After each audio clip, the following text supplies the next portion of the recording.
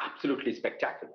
I mean, and we as the United Nations and me as the representative of the UN Secretary General, Mr. Antonio Guterres here, who has declared a climate code red, to hear a nation state, to hear a large economy like China making this pledge is very, very important. And we as the UN family are in full support of this commitment of China aiming to have carbon dioxide emissions peak before 2030 and achieving carbon neutrality before 2060 as outlined also in their 14th five-year plan. Now, this is the decade of action to achieve the Sustainable Development Goals by 2030.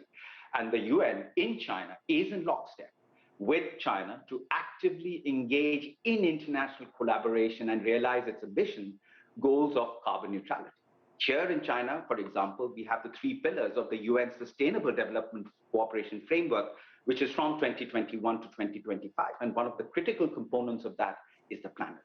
And this strategic priority aims to support China's goal of green development through actions to ensure a healthier and more resilient environment on land, underwater, in the oceans, in the atmosphere, including the transition of people-centered, low-carbon circular economy and risk-informed development. We congratulate China for launching the world's largest carbon market that could not only help accelerate the reduction in domestic carbon emissions, but also promote broader global response to climate change. The market includes over 2,000 companies in power generation sectors, covers about 4.5 billion tons of emissions. The mechanism will put companies that do well in containing emissions at an advantage and thus motivate heavier emitters to adhere to low carbon development trajectories.